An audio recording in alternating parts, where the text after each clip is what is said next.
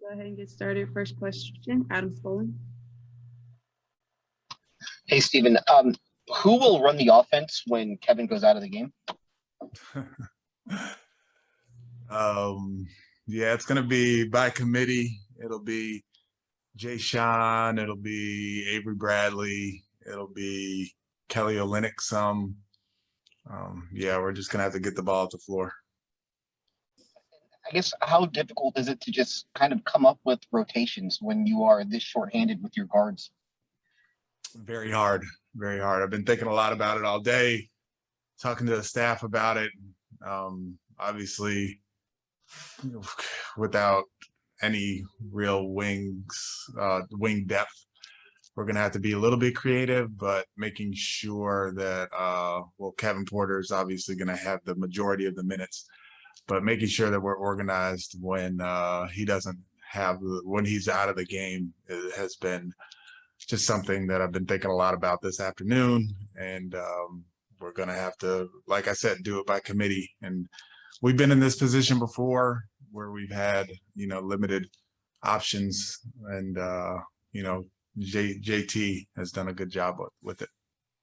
Mark Berman.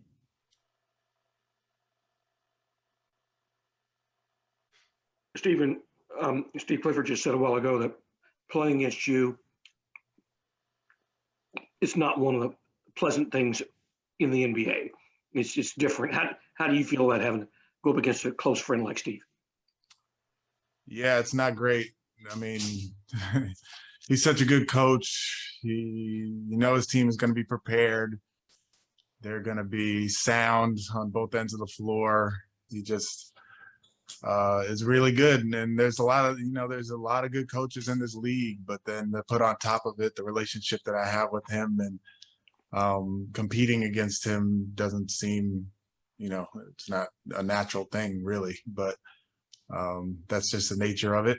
And we're both happy for each other and proud of each other. But yeah, I think we'll both be happy when this one's over and we can start cheering for each other. I'm sorry. Can you share your starters tonight? I'm not going to. Sorry. That's all right. Right the first time you told me no. Jonathan Fagan. We've asked a lot about the difficulties in getting chemistry and cohesion with 35 different starting lineups. How does it also impact that second unit in that you're asking people who are regular starters now to change when they're in and out of games to help run the second group? Yeah, it's not an easy thing. It's it's just been it's just been this year, whether it's been the injuries or a bunch of other things, and we're just trying to kind of put it together and make it work. But it is hard. Players play best when they know when they're going to be playing, and they know what their role is going to be, and they know what their minutes are going to be, and they know who they're playing with, and they know all of those other things. Like, it's a much more comfortable feeling for anybody when they know what's ahead and know what's coming, and you're just so much more comfortable in those situations. So in a situation like we've had basically all season, it's been hard for players to be comfortable on the floor. And tonight's just another one of those nights where we're going to have guys playing roles that they're not accustomed to, playing minutes that they're not used to, playing positionally different than they probably ever have before. Yeah, so it's a really hard thing. With John, is it strictly a back-to-back thing? He'll be ready to go tomorrow? Yes. Does anybody else come back tomorrow? No. Okay, thank you. Talika. Hey, Coach, between now and the end of the season and into the offseason, do you and the coaching staff have specific things you want to see with the young players, or is it just more of an overall increase in development?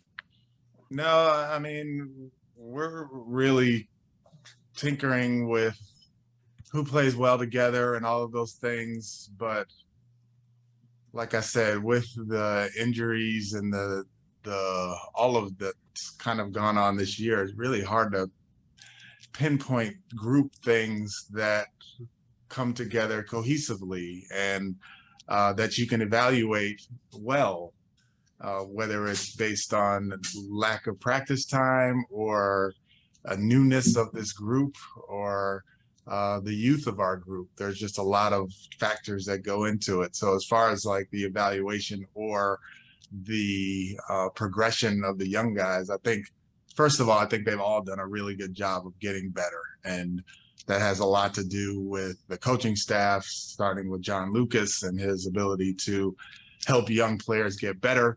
And then, you know, we have a good structure of way of doing things that'll help those guys get better. But as far as what we're looking for down the stretch, we just want them to basically play and get better that way. Chris Gardner. Coach, have you had a chance to speak with Coach Clifford at all this season about the struggles of this season? Oh yeah, The challenges? Yeah, I've spoken to him a bunch. Spoken to all of my mentors, all of the people who I trust and I'm close with, and he is right at the top of the list. So yeah, I've spoken to him a lot this season.